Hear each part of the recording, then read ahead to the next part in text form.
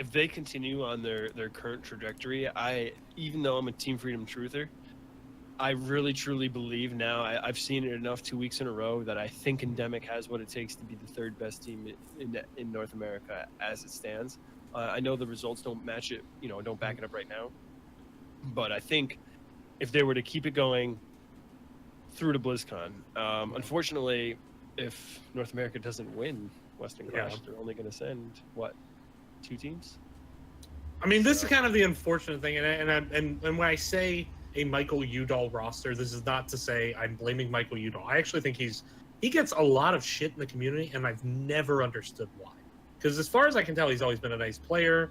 He's a hard worker. Yes, I know they're a roster. Anyway, a Michael Udall roster has missed every international competition by like the narrowest of margins, except once since mid-season brawl last year. The only time that they've not been close was mid-season brawl, the last phase where they weren't. They lost some playoffs.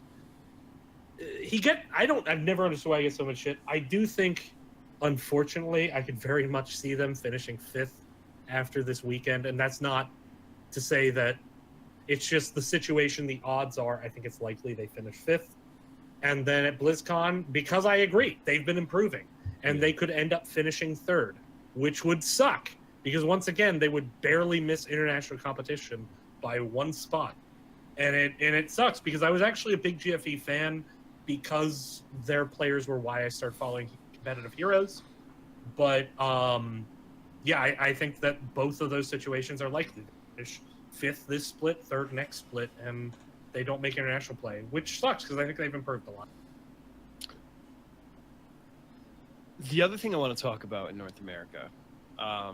Before I talk about a team's fall from grace, I'd like to talk about that Heroes Hearth Tempo Storm matchup. Mm-hmm. Heroes Hearth won 3-0. Now Tempo Storm is playing with Vin. He's relatively new to the team. They didn't have a lot of time to prep with him. Swoy is now coaching the team. They lost Kala, who was in chat earlier. What did you guys think? Now, I did not get to watch this as closely as I would have liked, but from my understanding, at least the first game was competitive. I was with my girlfriend, so I didn't watch. Yes.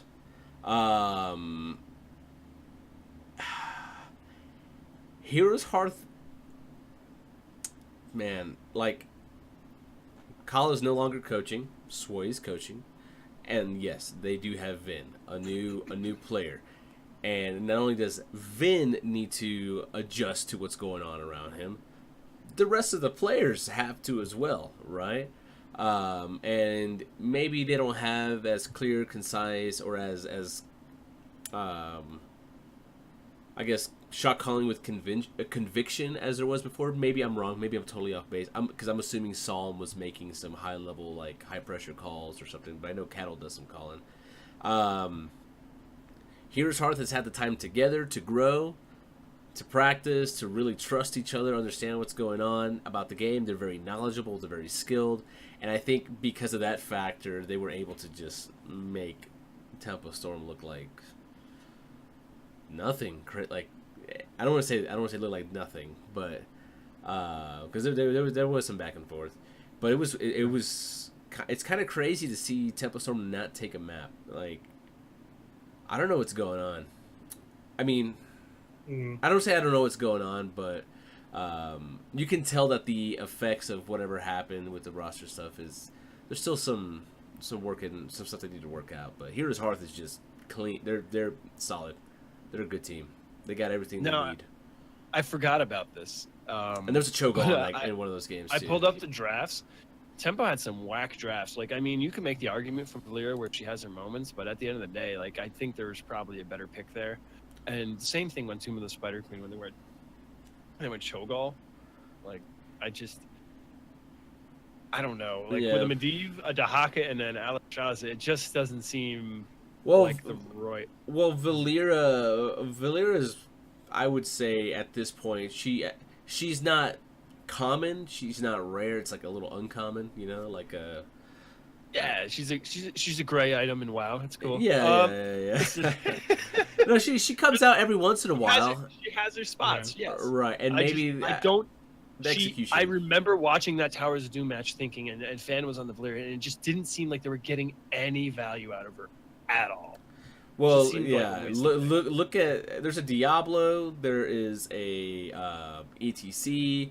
There's a Phoenix, and even Raynor at this point. Like, if you're going to open up on somebody, on any one of those players, you need to make sure the rest of the team is following up. You got that extra burst damage there ready to go, and you kill something, or else you're gonna die. You're gonna die. That's what's gonna happen. And usually you see a Valyria with a solo support Abathur. You don't see him with a Malfurion. You see the Abathur with the clone to be able to push out that extra damage, to be able to put out that extra damage, and forego some of that healing. That didn't happen here. There's no Abathur on Tempo's draft. There's a Malfurion. So, I mean, I'm not saying that was the only problem, but they had a hard time killing anything. I guess what I take away from the weekend is, and I know LFM lost the Team Freedom 03, but they beat Simplicity, and I do think that's a symbolic win. Because LFM has a lot of guys who have not been, I mean, they have Fury, they have a lot of guys who haven't been on HGC Pro teams. And I do think eventually we need to start to see this turnover of new players coming in and replacing some of the guys who've been in the scene for 3 years who really have not improved in that time, if we're actually going to see NA push forward. And I take a similar reaction there with Heroes Hearth Esports beating Tempo Storm. Now, I know that, like, this is not, like, it's not like we're talking about brand new players fresh out of the gate. You know, Arthon was also one of the quote-unquote old gods on Cloud9. But, you know, it's newer players like Crowan's, and relatively to NA as a whole, a newer player, even though he's been there for 3 years. He still wasn't there for like 4 years, I guess. And NA really needs some fresh blood. So I look at those two sets as a positive move. The fact that we're seeing people stepping up and challenging the Tempo Storms. And, you know, keep in mind, like, the idea of beating a roster that has like King Calf, K1, Zuna on it, you know, 2 years ago would just be like, oh my God, like, what do you have? And now it's just, oh, yeah, you know, so of course LFM beat them because Simplicity's been struggling. And I actually think that's positive. That's not to say, like, I'm looking forward to, like, oh, let's burn these witches and kick them out of HGC. No, I just mean it from the standpoint of we need younger, fresher players in the NA scene to really push it to the next level. Because we saw that infusion with EU, and it really turned EU into the strongest region game for them. That brings me to my next point, DB. I want to talk about Simplicity a little bit. They had a rough weekend. They lost to two teams that were behind them. They lost 3-1 to LFM and gave No Tomorrow their very first win of the season in memorable fashion because it was a reverse sweep. Then Jin gave his heartfelt interview and gave a little bit of a shout out to our boy Goon over here. So let's talk about that. Like, what's going on with Simplicity? Was this a case of like LFM and No Tomorrow stepping up and getting the job done, or is Simplicity in a death spot? Because they started out the season okay, but it is just now. I have nothing against King Calf and K1. I think they're great players, and I do like Hosty, and I do like Tiger JK. I know Tiger JK tries really hard, and he's always like, I think he's always kind of struggled to stay on a team for a long period, even though I think he's a good guy and a good player. But I just think overall they're just playing bad relative to the rest of NA, and they beat Endemic, but I think that's just kind of classic, like, you know, when Gale Force was Gale Force, they always lost to one team that made you scratch your head. And now that Gale Force is Endemic has to lose to one team that makes you scratch your head, and that was Simplicity. Like, Gale Force lost to No Tomorrow in a split where No Tomorrow finished tied for last place. So, like, that's their only win, and I think there's a reason for it. I just don't think they're that good. Like, relative to NA. Obviously, again, like, they're way better than I'll ever be. I'm not saying, like, they're not good, you know, so don't, like, throw this, oh, you throw it and beat them, because I always get some kind of comeback like that whenever I mention something. But I think relative to NA, they're just not that good. I think relative to NA, they're not that good. Yeah. They recently lost their coach in Equinox, who subbed in for LFM. I Spice. I want to hear some thoughts. What do you guys think about that? It's a very watch the games. Someone changed my mind. It didn't matter. I don't cares? know. I don't know. Someone changed my mind. Equinox playing for LFM. I don't care. King Caffeine. That's not an excuse for that law. Changed my mind. Someone in chat changed my mind because I don't care. Okay. What he may not have said anything. He may or may not have said anything in the drafts or anything like that. That is still a block that Simplicity, like a mental roadblock that Simplicity has to deal with, regardless of whatever happened in the games or anything like that. Like, they're going into this tilted already, potentially, right? So, maybe based on our old coaches over there, this sucks for us. Like, but is it a legitimate excuse? The legitimacy of the excuse? No. Should Blizzard have allowed him to play in it? Because a lot of people are like, "Oh my god!" Like they the amount of support. I was blown away, but from the community, or at least I had a cast followers on Twitter. They're like, "I can't believe they let him do that. This is an outrage." Blah blah. I'm like, you're kidding me, right? So like, we already know where what Blizzard feels, I guess, for the most part, when it comes to the support staff of teams. A lot of the rules are around the players, and I guess, there are some rules for teams and stuff like that, but mostly the players. For coaches and things like that, I think that is just totally dependent on the org. If the org was fine with letting, it was the org's idea to bring in the coach in the first place, and you're letting him go. Well, I guess he left. Allegedly, he left. Yeah. Whatever. He I left. can't imagine why. He left, and they were cool with it. Whatever. That's up to them. That's on them. They decided to bring him in. They were cool with him leaving. Whatever happens after that is on them. I don't think Blizzard has any. Like, Blizzard doesn't say zero obligation. They're not the ones saying you need a coach, hire a coach, and then being like, well, when the coach leaves, you also need to make sure this. Like, no, that doesn't happen. I don't know. It's not their job. I guess I can totally see the argument for why Blizzard shouldn't let him play. So I'm not trying to dissuade that. I think a lot of the roster rules, if this game's really going to evolve, need to kind of start being laxed a bit. Not completely. I agreed pretty much with Bahgz last week when you're talking about the international stuff. But I the limitation kind of take what football does. But and I'm American, so I have to emphasize football instead of just saying football like a normal fucking person. Anyway, I can definitely see an argument for Equinox shouldn't have been allowed to play if Simplicity was against it. But I also don't know if they were against it. And I'll be honest, I didn't watch the set. So I'm just looking at the review after, and I watched the VOD at 4x speed while doing something else. So I can't comment too much on it. I can see the argument if Simplicity didn't want it to play, that should have been something Blizz reviewed. Whether or not they did that, I don't know. What their decision was. If they made one, it was obviously let Equinox play, and that's their prerogative too. I think there's an argument to be said for not letting him play if Simplicity's against it. But from all accounts, I don't think they were. Question mark, chat, correct me if I'm wrong. Didn't somebody on Twitter say that they got the go ahead or something like that? I can't say anything. I don't know. Here's the thing. If he decides to quit and go somewhere else, he decides to resign and go somewhere else, it is not Blizzard's job to block him from doing so. It is not Blizzard's job to prevent that. Simplicity should have they should have players signing a contract, legally binding, non-compete clause, if that is a concern for him. I think that's fair to say. I would just argue because Blizzard is paying so much to the teams for salaries, because as near as I can tell, they're one of the predominant contributions to the salaries. That I think maybe that changes a bit. Obviously, we know that. I guess that I don't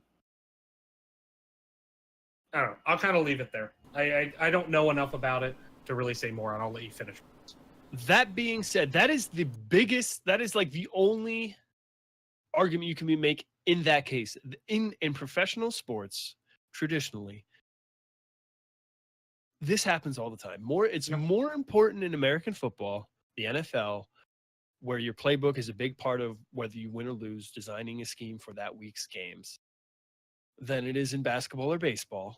But even in the NFL, players, big-time players who are typically, you see with the player who's getting older, he's got a big contract, he's not performing up to what he used to perform, will get cut from the team, immediately becomes a free agent, signs with the rival team for usually the veteran minimum, and gives the playbook to the new team from the old team. It happens all the time. I come from the college football background where you're not allowed to where a school can reject a transfer to a future opponent. Although I think the transfer rules are changing, so I don't know.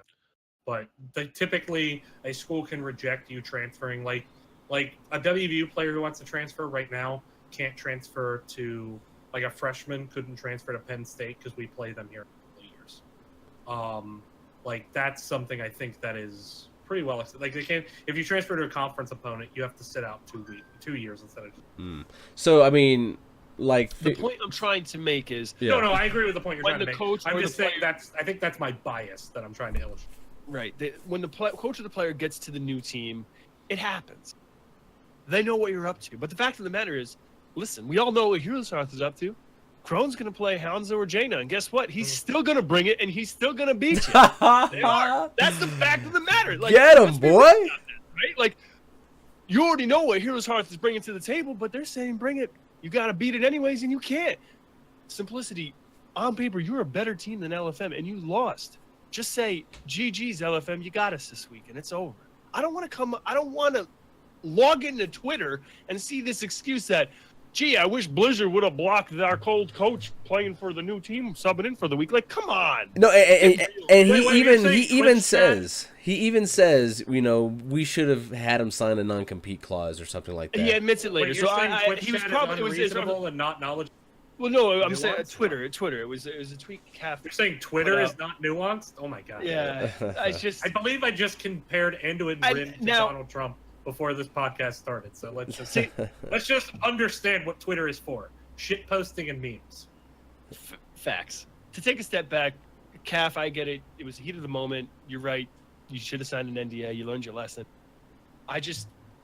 Before you put out the tweet where you make an excuse as to why you lost, just think about it. Stop typing. Think about it. And maybe put out, yeah, we probably should have had him sign an NDA. And you put that out. And then maybe that's kind of interesting.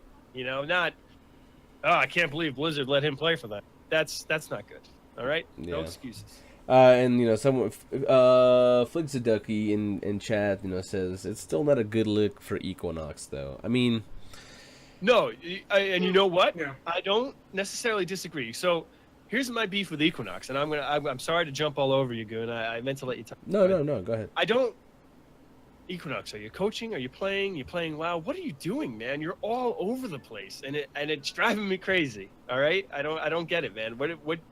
As if I was coaching or managing a team, I honestly I wouldn't touch you with a 10-foot pole because I don't know what you're committed to. Because right now it seems like nothing. Goon, go ahead. Bahgz with the heat. Hey, ladies and gentlemen, let me see some bag heats in chat. Oh, that'll be an emote. Some Bahgz heat. I like it. Whether or not it looks good or for him or not, like, that's on him. That's on the community. If he's well within the rules, or, you know, if that's what he can, if he's allowed to do that because of the rules and stuff like that, okay, that's just it. You know, gotta move on. The way I see it's like, okay, the rules allow him to do that. I may not like it, however, you know, or I do like it. It doesn't matter. The rules are there, and maybe, you know, the org, now they learned their lesson, and now and that's that. And someone is messaging me on Steam. Yeah. All right. Feels bad. Anyways, just a big kudos to LFM and No Tomorrow. Mm-hmm. Simplicity was, we talked about it last week on the show, Simplicity was the team that they needed to beat to try and avoid the Crucible. There now is a three-way tie at the bottom of North America. Mm-hmm. Simplicity, LFM, and No Tomorrow are all sitting at 1-5. Again, Simplicity, I feel like, is probably the most talented roster no Flame Goon. Of those three, and the map score reflects it. They're sitting at negative, a -9 map scores as opposed to a -12, which is where LFM and No Tomorrow sit. So all three teams will be duking it out and in a tight dogfight to avoid the Crucible post Clash. Mm-hmm. Looking ahead to week 5, we have a couple of interesting matchups. One in particular that are going to have some heavy implications for the Crucible coming up. So Simplicity plays Heroes Hearth eSports. That's the first match on July 27th, which is, I'll check my dates here real quick, Friday. Heroes Hearth will probably win that 3-0 is my guess. I think you guys would probably agree. Yeah. The more exciting matchup, and the one with heavy Clash implications, Team Freedom versus Octalis. Wait, hang on. We're moving over here, and we're not going to talk about that No Tomorrow reverse sweep, dude. Oh, I'm sorry. Come on, bro. I was scooted away. I actually watched it. It was a really good reverse sweep. Good. Let's. I was like, maybe I'm going to give him some time and see if he recognizes the error of his ways, but he has not. No, I was trucking along. Goon, tell us about your first night coaching. I'd like to hear it. I mean, it's fun. It's fun. You're, seeing the guys play their game, seeing how well they play together, and you're in there for the draft. You're out after the draft, and you're watching the stream just like everybody else, just like everybody except for I know 2 minutes ahead of time who won or lost. But it's exciting. It's definitely a different feeling. So I had a similar feeling when I was coaching Reborn, the Open Division team. Like watching them on stream and like, oh man, this is awesome. Da da da. But being able to hear their comms the whole time, like you could tell like what was gonna happen, how it was going, and you're excited. This is like, these are pros, and you don't know anything outside the draft, and you're kept in the dark. It's intense, man. It's intense, but I like it. And then seeing, and it was a reverse sweep, obviously, and seeing how they maintained and improved throughout the set, it was awesome. It was awesome. Different experience. Unlike any other. Were you able to hear the vibes after the first 2 losses going into that 2 match when they're down 2-0? Yeah, you can go back in and be ready for the next draft and listen. All right, and talk. Can you don't have to tell us any like juicy deets and give away anything, but can you kind of like tell us what was the feeling in comms at that point going into that draft? Were guys like kind of like, were they feeling defeated, or was there like that, listen, we're down 2-0, but we got this, like, we're there, we're right there with them, this is it, this is where the reverse sweep starts? Was that there? Was that something you had to muster up and give to them? Like, can you explain that to me? The focus never left. That is all I'll say. Well, okay, all right, I dig it. So they knew what they had to do, and they got the job done. They went to work, they punched in, blue collar. I like it, dig it, live it, personally. George also brings up a good point, man. Listen, through one week of HGC, who's got a better record coaching in North America? Swoy, former world champ, or Goon, Master League North American Hero player? Oh my Goon God. does. Barely master. Oh my God. You guys are too much. Right. You guys are too much. All right. Looking ahead to week 5, like I said, Heroes Hearth probably going to 3-0 Simplicity. Team Freedom, Octalysis. Guys, do you have any thoughts? I'm leaning towards Team Freedom. Yeah, but we know where your true colors are. So Can I save my prediction for when we talk about Western Clash? Because I Sure. want to reveal who I think is going after we show this. As a matter of fact, let's roll in. Let's go ahead and just roll into that and. Well, hold that thought. Hold Okay, that thought. I'm all sorry. All right. I'm sorry. I don't have this in the notes. I just wanted to bring it up. What did you guys think of 3 bands and Jimmy Raynor? Jimmy's a good hero. HGC now. Jimmy's a good hero. Jimmy seems pretty good. He's pretty fun, and There's a lot of slows in the game. I mean, there's Deckard Cain. I mean, everybody has slow, and he gets a lot of value. So I'm gonna be honest. I didn't watch enough to have an opinion, so I'll let it go.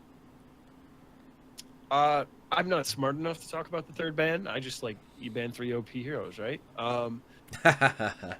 Listen, which Jimmy essentially happened. I have the Well, I guess in a way it makes sense. Like, if you had 6 bans, you would just ban the first 6 most OP heroes you didn't want to deal with, right? Like, I guess that's how that would work. I'm sure there's more nuance to it, especially at that level, but certainly not at mine.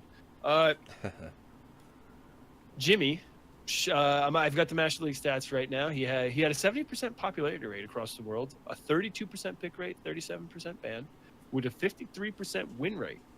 So, Jimmy held it down. He was he was behind Hanzo, so Hanzo still got him. He was directly behind him. I mean, he's still diveable as fuck. Well, he's got no mobility, right? So he's still Rainer. He's just got some cool tools to make him more useful. He just accidentally kills the entire fucking team every time he auto attack. That's all. That's all. No big deal. All right. That being said, I want to talk about that briefly to see if there were any interesting nuggets of information I could glean. Let's talk about the clash. We've got 2 clashes coming up. We've got 1 week to play left. There's a lot of scenarios that could happen this weekend that decide which teams are going and which teams are staying home. So let's hear it. 36 in NA, 36 in EU, and I mean, if I'm being completely as irresponsible, and 6 in Korea. It's actually much better than last season. Last season at this point when I came on, we had 5 teams in NA competing for, 6 teams in NA competing for, 5 teams for 3 slots in NA at this time last year. Now we have 3 teams competing for 2 slots. Practically child's play.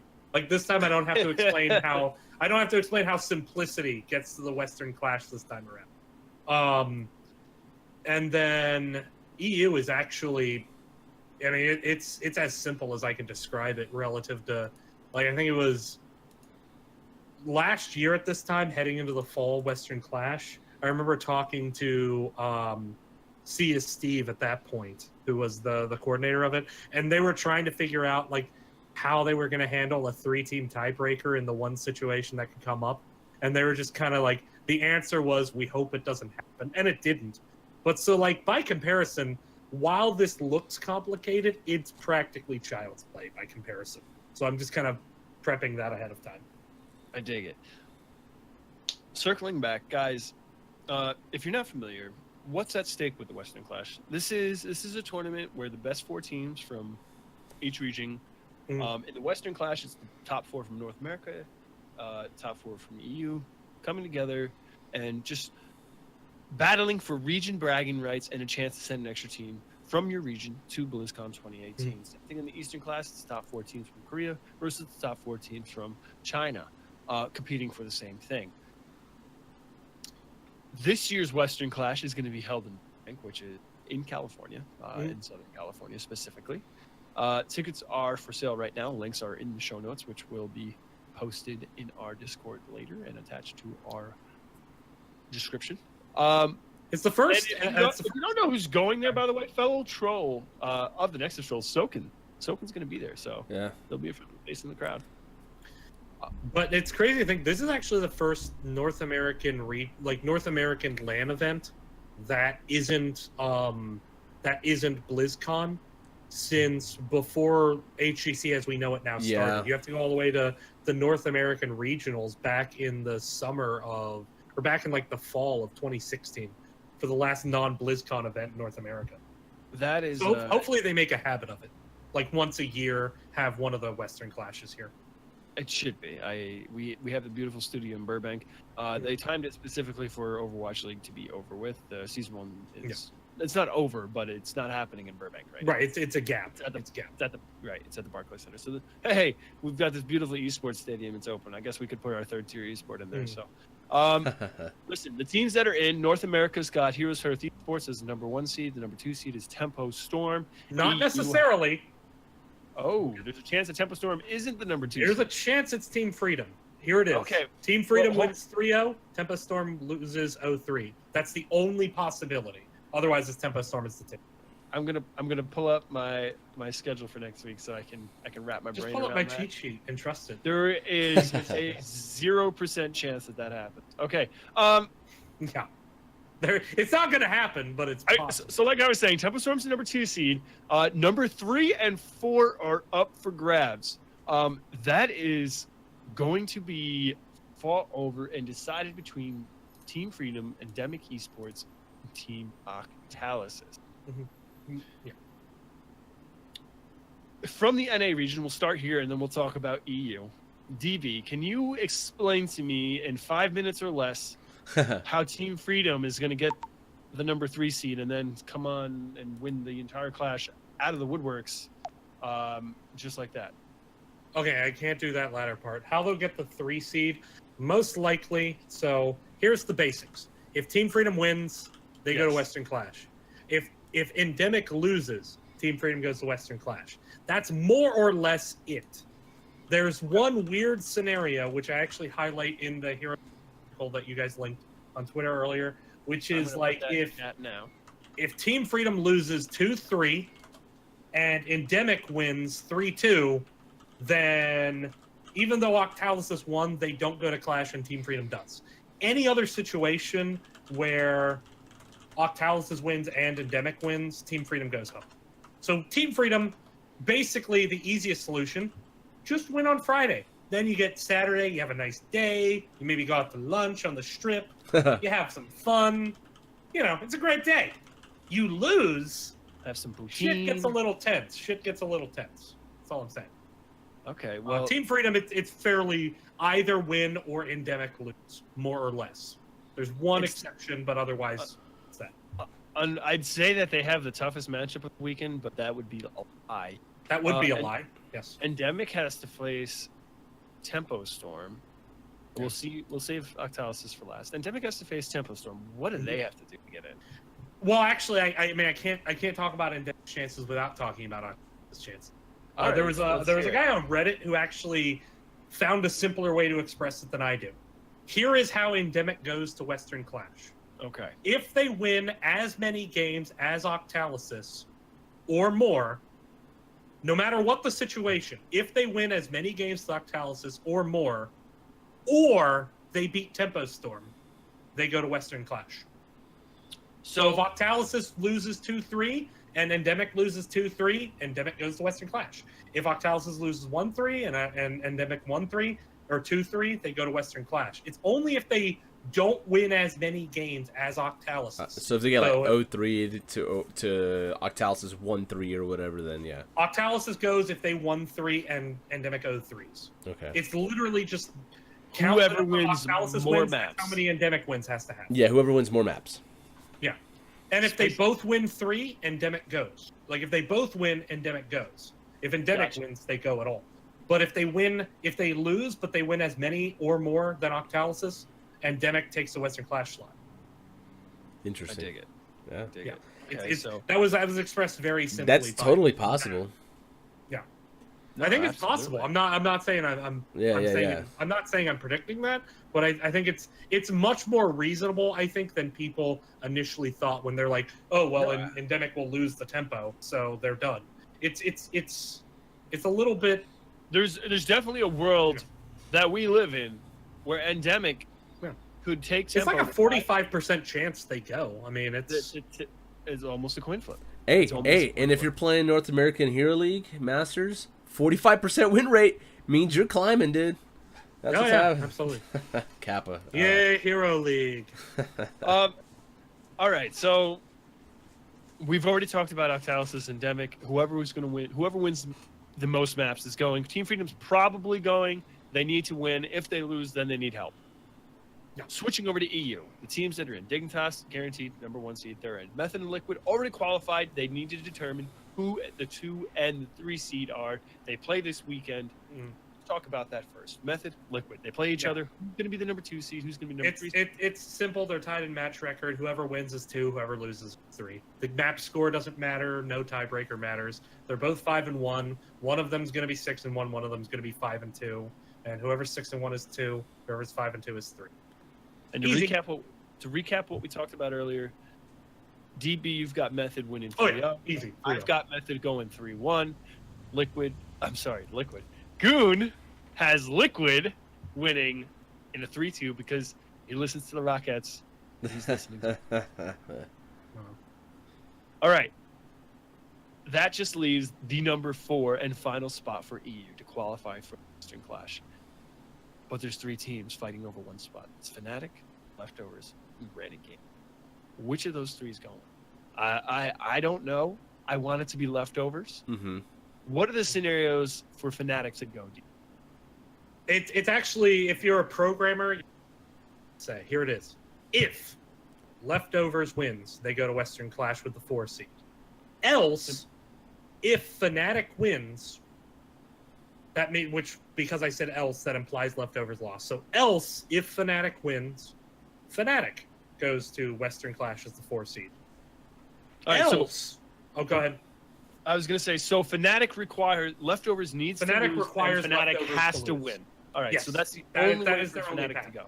Okay. But in every situation, regardless map score, so 3-1, 3-0, doesn't matter.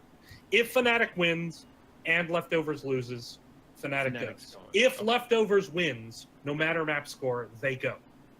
Okay. Okay, so those are the easy parts. That covers. We've already covered 3/4 of the situation. Leftovers, win, and you're in. I hope you're here. Yes. I hope you're listening. Mopsio, if you're listening, win in. Win That's in. it. All you Win need to in. be thinking. Win in. Win in, you're in. Fnatic gets in with a Leftovers loss and a win. The only part where this gets weird, and it's not even that it's weird, because it's actually, like, it's compared to the last time I came on this show, this is like Play-Doh. It's so simple. If Granite Gaming beats Leftovers 3-1 or 3-0, and Fnatic loses. So this is, I already said, if Leftovers wins, they go. If Fnatic wins, they go. Else, if Granite Gaming wins by 3-1 or 3-0, they go. Else, that means Leftovers wins 3-2 and Fnatic loses, which they're playing Monkey Menagerie won't happen, but whatever. If Leftovers wins 3-2 and Fnatic loses, Leftovers goes just due to tiebreakers. So I actually have a chart for that in my article, but it's by far so much simpler than the NA. My question is just, so if Granite Gaming wins, they beat Leftovers, just what happens? They have to win 3-1 or 3-0. If they win 3-2, they're eliminated. It doesn't matter what happened. Say they win, if they win 3-1, yes. Do they require Fnatic to lose, or can yes. Fnatic, what has? Okay, yes. so Fnatic. So the thing is, Fnatic and Monkey Menagerie play first, so they play on Friday. Granite Leftovers not till Saturday. So if Fnatic beats Monkey Menagerie, Granite can't do anything. They can't do anything. Okay. Yeah. All right. That's if Fnatic loses, then they have to win 3-1 or 3-0. If Fnatic loses, it's between Granite and Leftovers, and anything short of a 3-1 or 3-0 from Granite means Leftovers goes. There you Fnatic wins, you have a demoralized Granite, but if Granite can still beat Leftovers, they can still play. They can Fnatic's play path. Yeah. They can play spoiler. Listen. So to simplify it, Leftovers, your destiny is in your hands. Fnatic, your destiny is kind of in your hands. Granite, your destiny is not really in your hands, but you still need to win on Sunday. You're relying on Monkey Menagerie, so good luck. With that. Eastern Clash. Teams that are in Korea, Gen G, Tempest, Ballistics. Seeding is not yet determined, but those are the 3 teams that are in. They could go in any order. But the top 3 could be in depending on the theoretically any order. results this weekend. Irregardless, they're Gen G, going. Tempest, Ballistics, but could be any order. Yeah, I put them in that order for a reason. yeah, exactly. China has already determined the 4 teams that are going. They played this like hyper fast season. It's the one which finished in first place, SPT in second, CE in third, and Beyond the Game in fourth. So typically, like pretty much technically, we don't know who's first yet. We don't know who's first and second yet. We know that the top 3 are CE, SPT, and the 1, but the playoff decides the order. It could be SPT, the 1, CE. Could be SPT, CE, the 1. Could be any of those orders. But we know fourth is beyond the game. I wish they would just standardize all 4 regions, but China gets to do whatever they want, right? So, listen. Well, in fairness, the game's dying there, so it doesn't really matter. Yes. Those are the 4 teams that are going. Listen, they got like King. They got It's not a joke, unfortunately. King of the Heavens or whatever on your mobile. You can just play that there. Team Blossom and Miracle. Those are the teams in Korea that are duking it out for the 4th and final spot for the Eastern Clash. We talked a bit about it earlier, but we didn't go into too much detail. Similar to Granite Leftovers. If Blossom wins 3-1 or 3-0, they go. If they win 3-2 or lose, Miracle goes. And that goes back to map score. Map score takes a higher precedent than head-to-head, so it's not enough to beat Miracle. Because Miracle is ahead in the map score, mainly due to the Gen G victory, and because of their upset over Gen G, if Team Blossom wins, they'll be tied in match score, so therefore Blossom has to beat them in map score. So 3-0, 1-3. That's so... I'd like to go on record and say that map score being the deciding factor ultimately over head-to-head is the stupidest thing I've ever... I will say this, it's made tiebreakers way the fuck simpler. Like this, the reason that we had a possible like 3-way unresolvable tie a year ago was because in EU head-to-head was precedence over map score. And the problem is the way they did head-to-head was not very clear. I was like in a Twitter conversation with like 3 hours with CS Steve, and he's like, yeah, our head-to-head system, it's really hard to explain. Like, so it's like say you had 4 teams head-to-head, and team A and B were 2-1 against the rest of the field, and team C and D were 1-2. So you think, okay, so A and B could take the top spot, but C and D couldn't, right? Right. Because A and B are one. Okay, you're fucking wrong. And that was where I'm like, okay, yeah, no, they're all tied, basically, because no one went 3-0. And so, like, that was the way their head-to-head was decided, and it's still the way it's decided near as I can tell. So that's why map score, and map score, it's just easier.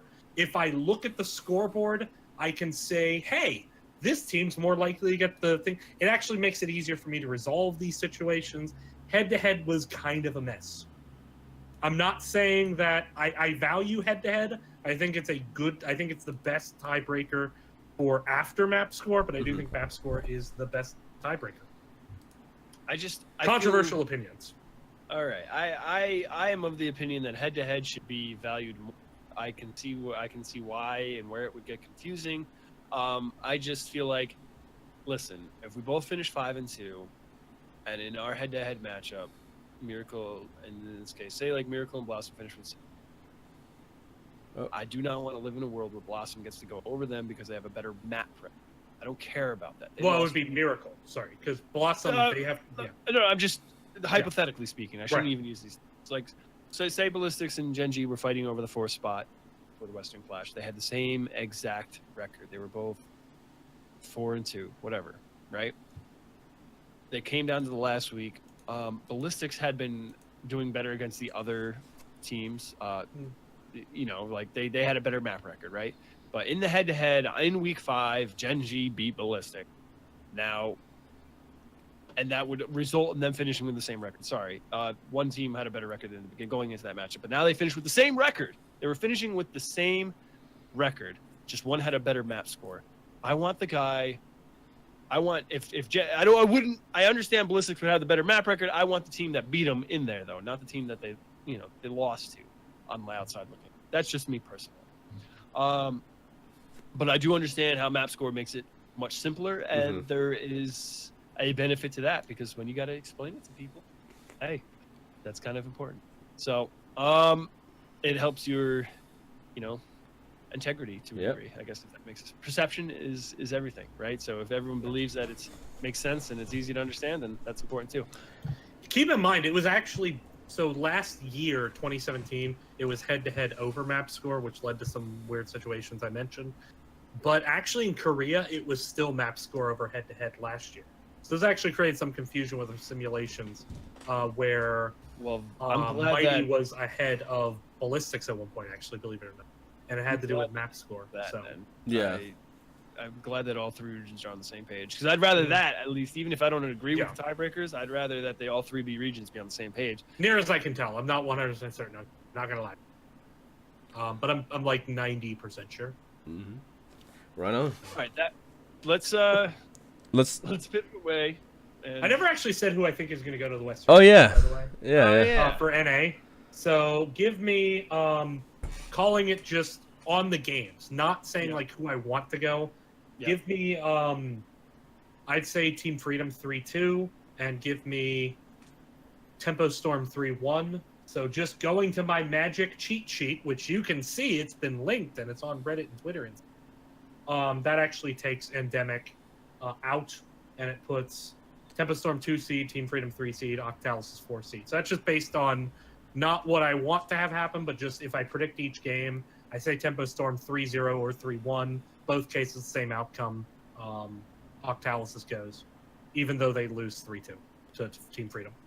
I think that there is a lot at stake with these matchups. That absolutely goes without saying. But I think because of that, although as we know, there's more at stake for Team Octalis because their airfare is more to Burbank, because we know how far away their server is. I don't apologize for interrupting for that joke. I think Team Freedom wins 3-2. I think that's a really competitive set, but I think the spicier set is Endemic because I think they've been playing better. And I'm going to go with the upset picker. I think Endemic beats Tempo Storm 3-2, which, based on your handy-dandy little piece of paper, which fucks Octalis, but yeah. Puts Tempo Storm as the 2 seed, Team Freedom as the 3 seed, and Endemic as the 4 seed. I'm going with that. What? Because I want to see more sponsors coming into the scene, more big sponsors looking at Heroes of the Storm and being like, oh, I can make something happen here. I'm gonna go with Endemic goes to the Clash. I don't want investors to feel like this is, not worth their time. So I'm going with that angle. All right. So you're doing it backwards. You got to pick the games and then see what the result is. You don't. I can't. I'm just gonna tell you what. No, I'm just gonna tell you what I think. I mean, if I don't want to get into into it. it. Want Endemic to go? That's fine. If you say you think Endemic's going, you have to say why. Is my argument. Yeah. I'm gonna say science goes forwards, not backwards. I'm just gonna say I want Endemic to go because I wanted to see more sponsors coming into the scene. So, and that with that being said, that's why they're gonna go. That's my, and I know that's not scientific, but Destiny is gonna take the universe is a strange place. Has no obligation to make sense to any one of us. Heroes is on the up and up, and that's what's gonna happen. All right. What's gonna happen in Eastern Clash? Team Blossom or Miracle? I think we talked about it earlier, but we didn't pick teams. I want to see Miracle go. So you want to see Miracle back in action? It's Korea, TV. So 3-0 Miracle. I'm gonna go with Blossom. Hankono, Merde are back. They're on Blossom. Wiz the Kid's still there. I'm gonna go Blossom. They're gonna pick their game up. They're gonna play well. They're gonna win 3-2. It's gonna be an incredible series. I'll be making sure to watch the VODs because I don't think I'll be catching them live. I don't wake up at 5 in the morning, people. I'm sorry. All right, Goon. I think that's it for pro scene. Yeah, let's cover the amateur hour. I'm just kidding. The amateur scene here, and that should be it. So open division, EU today there was an upset, right? Time to Shine, 2-1 E-Punk's Black in Cup 4. And then for North America, the Cup is going on right now. So as soon as we're done here, go watch that. On the main Heroes of the Storm channel and Heroes Hype. Cup 4 finishes up tonight. And NA Open Division is very competitive. People look good. People are hot. People are cold. But for the most part, it's jam-packed, action-packed. Wrong Orc, Freebirds, Necrodancers, and Reborn, all representing North America pretty well. Like we said, a lot of former Nexus Gaming Series players in the NA teams, by the way. Yeah. Hashtag plug. Necrodancers was the one that knocked out Sidestorm Gaming last night, like we mentioned earlier. So keep an eye out for them. Also keep an eye out for Reborn. Just saying, support my guys. I'm rooting for Reborn. Support my buddies out there. Wrong Work, Freebirds. These are all solid teams. It should be fun. And yeah, I like the way the NA Open Division is going. It's definitely a lot more entertaining, in my opinion, and exciting than EU games. I think the EU amateur scene is weak. That's right, I said it. At me. Go ahead. I'm just kidding. Yeah, go ahead. I don't care. And yeah. And for those that want to know, that don't know, who cares? We don't care. If you don't know, then, you know, if you have to ask, you'll never know. Bush League starts in 2 weeks. Watch out. That's all I'm going to say. Be there. Also, Nexus Gaming Series, you can't apply anymore because the deadline just ended like 2 days ago. But 171 teams in Nexus Gaming Series.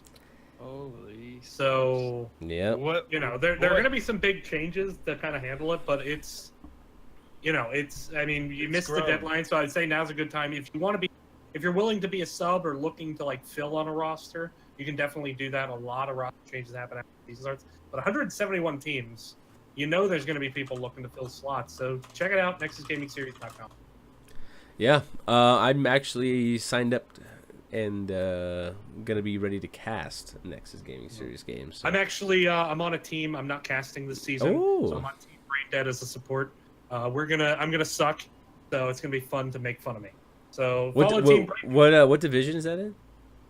We don't know yet. Okay. If I had to guess, gun to my head, guess probably B. Okay. But might be A, probably B. I don't know. Right on. Cool.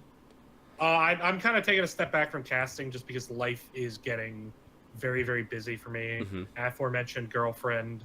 Like, that's why I haven't gotten a lot of HGC stuff up lately. Right on. It's all good. It's all good. I'm just responding to a Twitch chat there. Right on. Cool. I think that is it for today's show, unless I'm missing something, Bahgz. No, I don't think so. We have pushed it 20 minutes later than we normally do. Yeah, we went in. My bad. No, it's all good. It's all good. So, thank you all for listening to Trollin HGC, a weekly podcast about Heroes of the Storm, eSports, and a member of the Trolls.gg Entertainment Network. We stream live here on our Twitch channel for Trollin HGC, twitch.tv/TrollsGG every week on Thursdays at 7:30 p.m. Eastern, 4:30 p.m. Pacific. DB, where can people find you? Twitter.com/DeathBySmiley, and that's basically it. I post anything there. I guess Reddit.com/u/DBSmiley, but I mostly shit post there. So just Twitter.com/DeathBySmiley. Not DBSmiley. That was a woman named Darlene Brown who apparently likes Smileys and CSI because she tweeted once about it. There you go. Right on. Cool. Bahgz. Guys, you can follow me on Twitter at BahgzHGC. You can watch me stream on twitch.tv/Bahgz. That's kind of not and kind of is happening. I might do some impromptu streams, but nothing scheduled. The weekly schedule will be going back up sometime this winter, maybe even fall. We'll see. But I do want to remind you guys, be sure to stick around for some after show games. Hit me up in-game, hit me up on Twitch chat here, or join the Discord, and check it out there. We're going to do a couple after show games. I'm going to hang around for 3 before I head out, so make sure to join us. Goon, where can people find you? You can follow me on Twitter at GoonHants, twitch.tv/GoonHants. I stream. I usually stream every day at this point during the day, sometime after 10 o'clock a.m. Pacific. Probably till about a couple hours, and then after that I'll leave for scrims. And then come back in the evening and probably do another short little stream after that. But it's a good time. We chill, play some music, talk about random stuff. You can also find me on the Nexus Trolls podcast, which airs every Thursday evening at 6 p.m. Pacific, 9 p.m. Eastern. It's a little bit later. We're West Coasties, the other host. We talk about general Heroes of the Storm stuff, meta. Patch notes, things like that. But yeah, and on YouTube, Goon Hunts, I post some stuff there too. You can catch the HGC and Chill episode that I did with Bahgz, along with a couple other people previous weeks, and yeah. But anyways, thank you all to our Patreon supporters. If you enjoy the show, you can support us in a variety of ways. We're on Patreon at patreon.com/TrollsGG. thank you to our chieftains, Preston and Slugger, and our war chiefs, William and Super Dave. Follow us on Twitter at Trollin HGC for show announcements and Here's the Storm News. And you can find us here again on Twitch, trolls.gg. Sub to our show on YouTube, iTunes, Google Play, or Stitcher. Make sure to tell us how we're doing by commenting on any of the platforms or giving us a rating. And you can, and of course, visit the website, trolls.gg. You can see all the Bush League stuff there, all the other content, all the articles as well that our lovely writing staff puts up. Make sure you guys go check them out. Lots of good stuff there, recaps, predictions, all that stuff as well. But yeah, if you need to get in touch with us, our DMs are open, or you can email us at trollin@trolls.gg. Till next time, guys, thanks for hanging out. We'll see you later. DB, thanks for joining us today. Bahgz, my brother, always a pleasure to hang out with you, man. And everyone else out there, thanks for listening. Have a good one. See you next time. Peace.